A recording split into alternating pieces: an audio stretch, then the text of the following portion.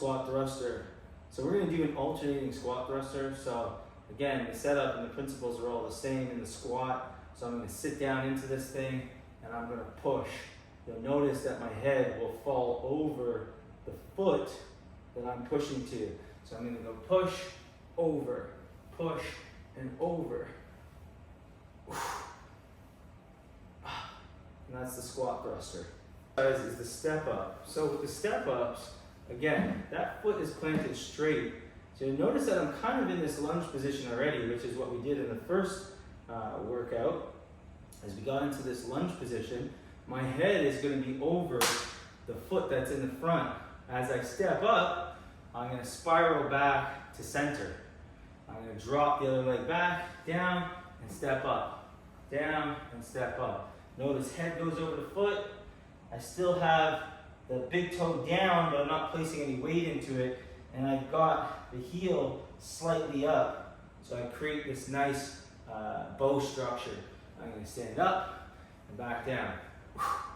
Drop that back knee, but I'm not going to put a lot of weight on the back leg. I'm leaning over. Here's my hinge position. So head's over the foot. I'm driving that hip back, getting that glute and hamstring also engaged. And step up. Okay? That is the step up. When I want to progressively load, then I can use dumbbells or hold a kettlebell, but let's just get this movement first. Up, down.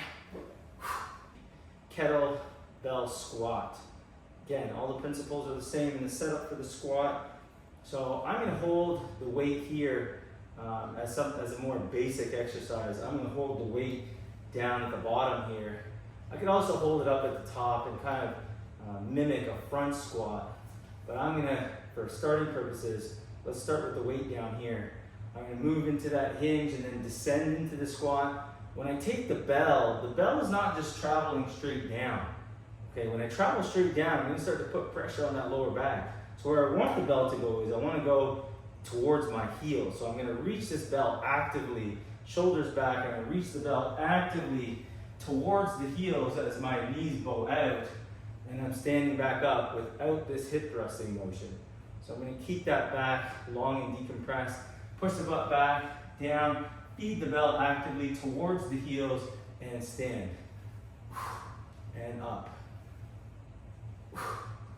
Exhaling as you move to the top.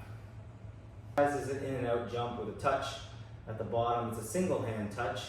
And so I'm going to start at hip width apart, and I'm going to move to just outside hip width apart without going too wide.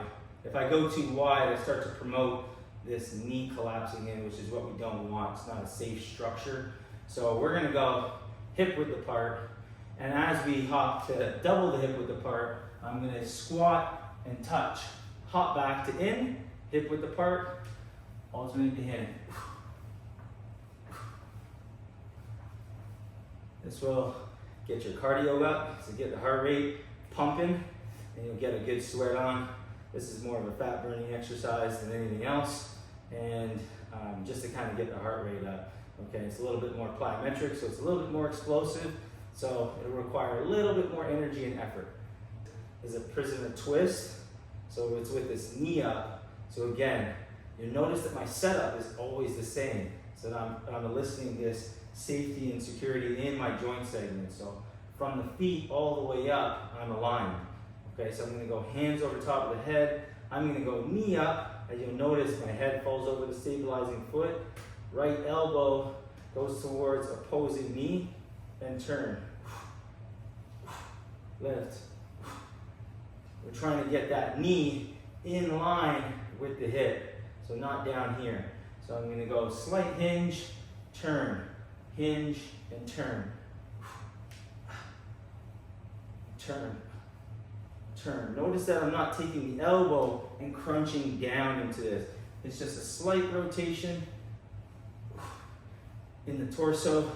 I'm keeping my hips square to the wall that's in front of me. Single leg hip bridge. And so I'm going to push. I'm going to keep this left leg at 90 degrees. The ankle is not going to be loosey-goosey. I'm going to pull that foot up towards my shin. I'm gonna keep the head down, my hands at the side, and all I'm gonna do is I'm gonna push straight up. Back down slowly without resting the butt onto the mat, and back up. Push. Notice that I'm not lifting the toe and pushing from my heel. I've got my foot down. I'm gonna place a little bit of pressure on the front part, outside edge of the foot, and lift. Trying to squeeze the glute at the top. It's nice and slow and controlled. You get to the top range, squeeze that glute, and then hinge to let yourself back down, and then push yourself back up before the butt touches the mat. It's a squat bicep curl. So we're gonna go chest up. We're gonna sit that butt back in our hinge, bend the knees, right? Swivel out to come back in, swivel, curl on the up without hip thrusting. So chest up, swivel out to in, out to in, out to in. That's a squat bicep curl. This is the lunge, bent over row. So I'm gonna drop into the lunge, head over the foot. I'm gonna kick that butt back, row, step up, alternate, head over the foot, row. 1, 2. Get the lunge first, row. Lunge first, row. On the row, be cognizant of it's not just dropping the weight down. I'm going to reach it out and arc. Out and arc. And arc. Okay? That's the lunge with the row.